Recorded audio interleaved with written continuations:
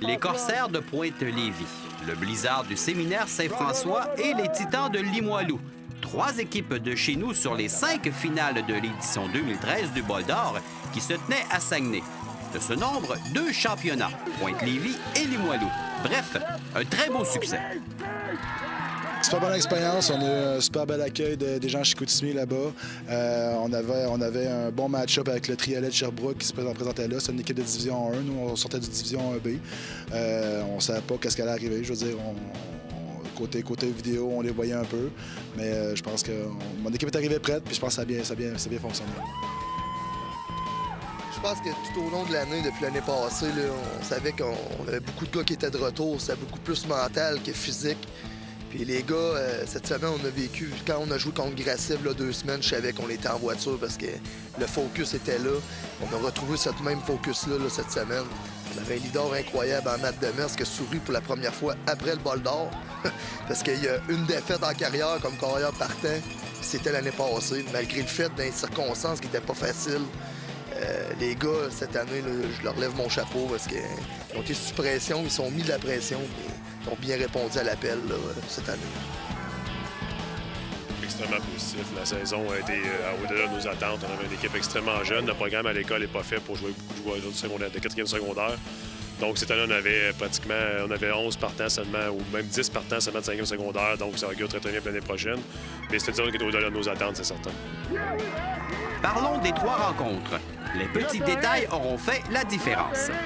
Je pense que le pointage ne dit pas nécessairement l'allure du match. On a joué quand même un pas pire match, puis on a quand même bien rivalisé sur les lignes à l'attaque, lignes défensives.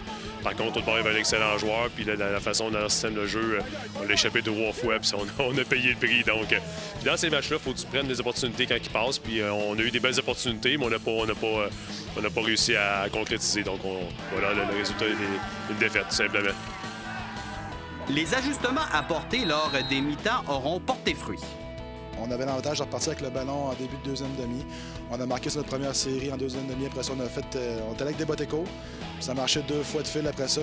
C'est sûr qu'eux, avec le momentum, on l'avait évidemment. Donc, leur attaque n'était jamais sur le terrain. Donc, nous, on a su profiter de ça. Après ça, ma défensive a fait le reste aussi. Là. On a causé 4 revirements en tout dans le match avec 3 Boteco aussi. Donc, mon attaque avait le ballon souvent. On a couru pour au-dessus de 400 verges au sol. Puis, on a roulé le clock en masse. Puis, on a scoré tellement au travers. Fait que, on leur a pas laissé chance bien. Qu'est-ce qu'on voulait faire avec cette partie-là? C'est sûr qu'on voulait pas sortir de là 24-20 à demi, mais de la deuxième demi, c'était très clair. Avec Tommy, notre identité a toujours été la même. On est fort au sol, on contrôle l'horloge. Puis dès la première drive, même si on a seulement fait 3 points, on a pris 7 minutes, puis eux ont une attaque qui prend du rythme. C'est un no-huddle offense. On est embarqué dans leur game en première demi. Il fallait sortir de là. Puis on voyait défensive quand on recommençait à être dominante comme on a toujours été à la fin du deuxième quart. Fait que je savais que par la suite, eux, il fallait qu'ils sortent des lapins du chapeau. Puis je pense que les gars ont respecté tout ça et ont commencé à faire des jeux. Là. Pour les 3 programmes de football, les victoires ainsi que se rendre à la finale apportent beaucoup. C'est immense d'un parce que c'est notre premier Bol d'Or au niveau juvénile pour notre école. Et même pour la ville de Lévis, je pense qu'il n'y a jamais eu de Bol d'Or au niveau soit juvénile 3 ou juvénile Division 1. Donc c'est le premier pour la ville de Lévis au complet. Donc je pense que c'est immense pour notre ville, puis c'est immense pour notre programme aussi. Je ne le cacherai pas, c'est qu'on a toujours eu des petites équipes. On n'a jamais eu des équipes genre à 40, 50 joueurs présentement. Fait que j'espère que ça va peut-être plus inciter les joueurs, les jeunes à vouloir embarquer dans le football dans le futur. Donc c'est immense. Toi, Dave, pour Limoilou? Pour Limoilou, c'est la continuité. Je pense que dès le début, nous, on n'avait pas un rêve, mais on avait une ligne directrice. Puis où est-ce qu'on est présentement, c'est où est-ce qu'on veut être. Puis c'est pas fini. On veut toujours aller de l'avant, puis on va continuer à aller de l'avant. Puis pour nous autres, cette victoire-là, oui, c'est bon, mais c'est une game de foot. L'important, c'est que mes gars, là, présentement, ils vont commencer à commuter à l'université, ils sont prêts à jouer à l'autre niveau. Puis pour le reste, on va continuer à faire notre travail. Puis on est reparti aujourd'hui, puis il faut recommencer avec un nouveau groupe de joueurs. Puis les jeunes de nos jours là, qui rient parce qu'ils savent, ils calculent les gars qui s'en vont, puis qui vont être embarqués. Cette année, c'est une grosse année au niveau du recrutement. On avait calculé nos choses. Puis maintenant, on ne recommence pas à zéro. Là, on a une bonne groupe de vétérans, mais les gars, ils savent que quand ils vont embarquer, ils savent c'est quoi qu'on fait. Puis le produit à Limoilou, encore avec en fin de semaine, 2e saison parfaite, un 3e championnat, là, on peut commencer à le dire. Mais oui, c'est bien beau, mais nous, c'est la continuité, ça ne s'arrêtera pas là. Luc, on dit qu'on apprend toujours dans la défaite. Qu'est-ce que tu veux que tes joueurs retiennent de ce revers à Saguenay? Ben, tout le travail qu'ils ont à faire pendant l'hiver encore, dans la ligue dans laquelle on joue, c'est extrêmement compétitif.